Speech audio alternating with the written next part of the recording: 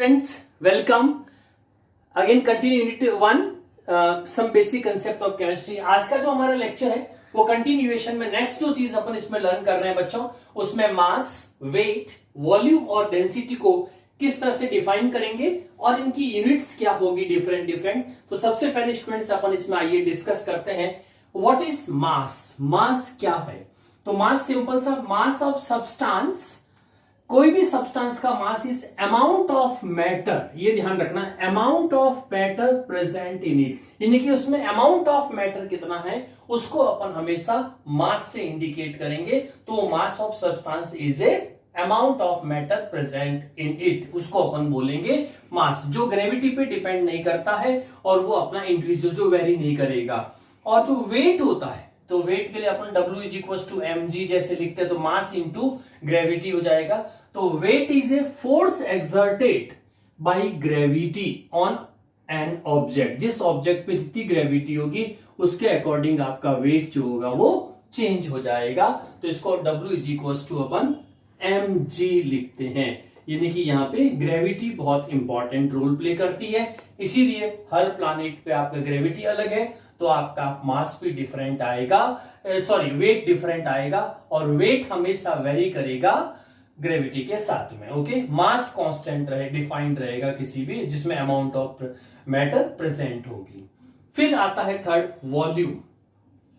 Volume जो space occupy होगा, जितना स्पेस जो डिफरेंट आपकी फिजिकल स्टेट की जो मैटर्स है वो कितना स्पेस ऑक्यूपाई करती है उसको अपन वॉल्यूम के रेस्पेक्ट में देखते हैं. और वॉल्यूम की जो यूनिट होती है वो लेंथ, यानी कि लेंथ को क्यूब की फॉर्म में, जैसे हमारे पास में कोई क्यूब है तो उस क्यूब के अंदर अपन वॉल्यूम जब देखेंगे तो उसके अंदर क्या कहेंगे अपन, जैसे मान लो लेंथ को ए ले लिया तो ए इंटू ए तो क्या कहलाएगा, ये ए क्यूब है ना.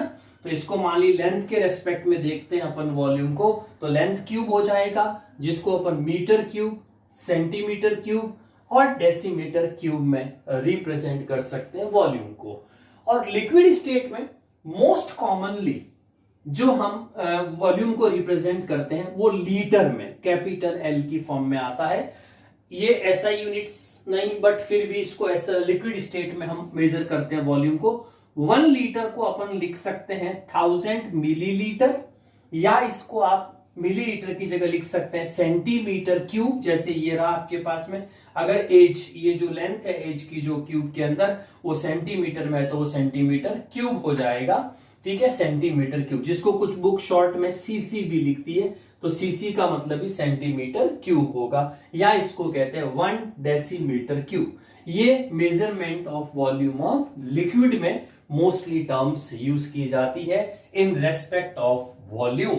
ठीक है, अब वॉल्यूम को मेजर करने की, स्पेशली लिक्विड स्टेट के अंदर कैसे वॉल्यूम को मेजर करते हैं, तो उसके लिए कुछ ग्लासवेयर्स होते हैं केमिस्ट्री के अकॉर्डिंग, स्पेसिफाइड ग्लासवेयर्स है, जिसमें एक होती है ग्रेजुएटेड सिलेंडर, जिसको मेजरिंग सिलेंडर भी कहेंगे.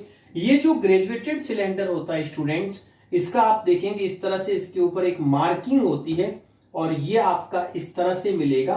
तो इसमें यहाँ पे मार्क्ड होते हैं अलग अलग, जैसे आपका लाइंस होगी, फिर एक बड़ी लाइन, स्मॉल 5 लाइंस, इस तरह से मेजरमेंट्स होते हैं. तो ये अलग अलग रेंज के आते हैं, जैसे 50 ml हो सकता है मैक्सिमम आपका. ठीक है, इसमें यहाँ 50 ml, ये 00 से स्टार्ट, 50 ml, 25 ml, 100 ml, अलग अलग मेजरिंग सिलेंडर, या इसको ग्रेजुएटेड सिलेंडर बोलते हैं. और एक ब्यूरेट जो होती है, ब्यूरेट टाइट्रेशन में यूज होती है. ब्यूरेट में इसी तरह से ग्लास की एक लेंथी ट्यूब्स होती है जो बॉटम के अंदर बिल्कुल स्मॉल सी रहती है ऐसे, और इसको एक टेस्ट स्टैंड होता है, उस स्टैंड पे इसको होल्ड करवाते हैं.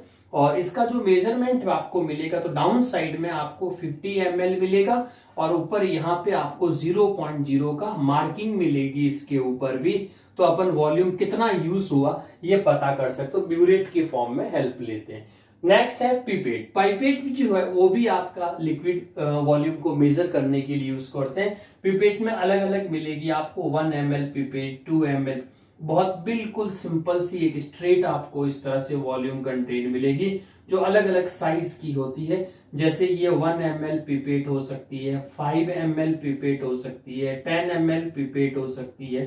तो ये इस पे भी इसी तरह से मार्किंग्स होती है अलग अलग. तो ये आपको पिवेट इस तरह की दिखेगी। एक होता है वॉल्यूमेट्रिक फ्लास्क। वॉल्यूमेट्रिक फ्लास्क में इस तरह से आपको एक लेंदी ट्यूब और उसके बाद में डाउन की साइड में आप देखेंगे तो इस तरह से एक डिजाइन का जो ग्लासवेयर है इसको वॉल्यूमेट्रिक फ्लास्क बोलते हैं। और ये वॉल्यूमेट्रिक फ्लास्क में जो सबसे इंपॉर्टेंट जो इसकी आइडेंटिटी है वो है कि इसके अंदर आपको एक रिंग मिलेगी यहाँ पे, और उस रिंग तक तो इसके ऊपर लिखा होता है, जैसे मान लो सपोज आपका वॉल्यूमेट्रिक फ्लास्क 250 ml का है ना, तो आप इस वॉल्यूमेट्रिक फ्लास्क को जब आप यहां तक फिल कर देंगे, एक रिंग होती है इसके अंदर जो आप ऐसे लाइट पे देख सकते हैं, उसके अंदर रिंग फॉर्म दिखेगी, तो उस रिंग तक अगर आप वॉल्यूम मेकअप कर देते हैं तो ये ऑटोमेटिकली 250 ml हो जाएगा लिक्विड का। तो ये हमारे पास में एक वॉल्यूमेट्रिक फ्लास्क, ये वॉल्यूमेट्रिक फ्लास्क कहलाता है, जिसमें डिफाइंड वॉल्यूम को डायरेक्टली लिया जा सकता है। और बाकी सब में आपको अगर स्मॉल अमाउंट मेजर करना है तो उसके according graduated cylinder, burette, pipette और वॉल्यूमेट्रिक फ्लास्क काम में लेते हैं जनरली किसी भी वॉल्यूम, लिक्विड वॉल्यूम को मेजर करने के लिए। फिर नेक्स्ट टर्म आती है डेंसिटी। डेंसिटी यानी कि डेंसिटी ऑफ ए सब्सटेंस जो होगा वो हमेशा it's amount of mass per unit volume, ये वर्ड ध्यान रखना। तो डेंसिटी क्या, डेंसिटी ऑफ किसी भी सब्सटेंस की डेंसिटी क्या होती है, mass, amount of mass, amount of mass हो गया, एंड पर यूनिट वॉल्यूम यानी कि डेंसिटी को एसआई यूनिट में डेंसिटी को क्या लिख सकते हैं, तो डेंसिटी इक्वल टू हो जाएगा मास अपॉन वॉल्यूम। और इसको एसआई में लिखना, तो मास को एसआई में किस में लेते हैं, केजी के अंदर, वॉल्यूम को किस में लेते हैं, मीटर क्यूब। ठीक है, तो पहली एसआई यूनिट बन जाएगी किलोग्राम मीटर इनवर्स क्यूब। और जनरली जब से स्मॉल अमाउंट डेंसिटी बहुत कम अगर होती है तो कई बार एसआई यूनिट की जगह प्रिफरेबली हम ग्राम पर सेंटीमीटर क्यूब या ग्राम सेंटीमीटर इनवर्स क्यूब भी लिख सकते हैं। अगर हमारे पास में लेस डेंसिटी है तो उस केस में ये भी यूज होता, बट एसआई यूनिट इसकी ये वाली ही रहेगी ऑप्शंस के अंदर। तो ये हमारा डेंसिटी पार्ट। यस, तो नेक्स्ट पॉइंट हमारे पास है स्टूडेंट्स टेम्परेचर। एक बहुत ही इंपॉर्टेंट हीट मेजरमेंट्स के लिए अपन जो इसमें या एनर्जी का जो या हीट का जो सिंबल है उसमें टेम्परेचर से मेजर करेंगे। और इसमें 3 कॉमन स्केल्स यूज की जाती है मोस्टली, जिसमें अपन टेम्परेचर को मेजर करते हैं। उसमें एक होगा जिसको बोलेंगे डिग्री सेल्सियस, और इसको सी और सी के ऊपर डिग्री प्लेस कर देंगे तो इसको बोलेंगे डिग्री सेल्सियस। इसी तरह से एक होता है degree Fahrenheit, second number. Degree Fahrenheit में कैपिटल एफ और उसके ऊपर डिग्री का साइन लगा दीजिए तो डिग्री फ़ारेनहाइट बोलेंगे। और थर्ड वन होगा that is kelvin. Okay, kelvin, kelvin का कैपिटल के लेंगे, ध्यान रखना इस पे कोई डिग्री नहीं होगी। ठीक है, ये केल्विन। तो 3 मेजर स्केल होती है। अब इसमें स्टूडेंट्स जो डिग्री सेल्सियस होता है उसकी जो स्टैंडर्ड स्केल है अपना जो थर्मोमीटर जो होगा, तो इसके लिए टेम्परेचर के मेजर के लिए जो अपन मेजरमेंट के लिए जो इंस्ट्रूमेंट लेते हैं उसको बोलते हैं थर्मोमीटर। ठीक है, आजकल थर्मो स्कैनर भी आ गए, तो थर्मोमीटर जैसे अपन लेते हैं। तो डिग्री सेल्सियस में जो थर्मोमीटर्स आते हैं हमारे पास में सेल्सियस वाले, वो 0 डिग्री टू 100 डिग्री सेल्सियस वाले होंगे। ठीक है, रेंज होगी जिसकी जो रूटीन में यूज होता है। और जो फ़ारेनहाइट वाला होता है वो 32 डिग्री टू 212 डिग्री तक जो है वो फ़ारेनहाइट स्केल होती है। और केल्विन में अपन बाद में कन्वर्ट कर सकते हैं डिग्री सेल्सियस से। तो इसमें देखिए केल्विन, एक आपका थर्मोमीटर ये केल्विन का है, ये आपका सेकंड थर्मोमीटर डिग्री सेल्सियस का है, और थर्ड थर्मोमीटर जो आपको दिख रहा है वो फ़ारेनहाइट। अभी आपको बताएंगे इस पे क्या क्या मेजरमेंट्स है। अब देखिए फर्स्ट 2 जो है देखिए डिग्री सेल्सियस और डिग्री फ़ारेनहाइट जो है वो एक फॉर्मूले से आपस में इंटर कन्वर्ट हो सकते हैं। फॉर्मूला याद रखना है, फॉर्मूला क्या है, degree Fahrenheit equals to 9/5 into degree Celsius, into degree Celsius जितना इंटू कर दीजिए, और उसके बाद उसमें 32 ऐड करने। तो आप फॉर्मूला याद करिए फटाफट वापस से, degree Fahrenheit equals to 9/5 into degree Celsius plus 32। ठीक है, इससे कोई भी आप फॉर्मूले से, जैसे मान लीजिए सपोज आपको डिग्री सेल्सियस के अंदर कोई भी वैल्यू 25 डिग्री सेल्सियस जैसे आपको दे दिया, तो इसका कितना फ़ारेनहाइट बनेगा, तो यहां पे जहां पे आपका डिग्री सेल्सियस है तो क्या करेंगे, तो Fahrenheit, degree Fahrenheit equals to 9/5 into कितना हो जाएगा 25, और प्लस में क्या लिख देंगे आप 32, तो ये 5 जा चला जाएगा बच्चों, ठीक है, और 9 5 जा कितना हो जाएगा 45, तो 45 प्लस 32 करिए कितना आ जाएगा 77 degree Fahrenheit. Okay, 77 degree Fahrenheit. तो इस तरह से आप कन्वर्ट कर सकते हैं फारेनहाइट, यानी कि ये जो इसके फॉर्मूला है ये डिग्री फारेनहाइट और डिग्री सेल्सियस के बीच में कन्वर्टन।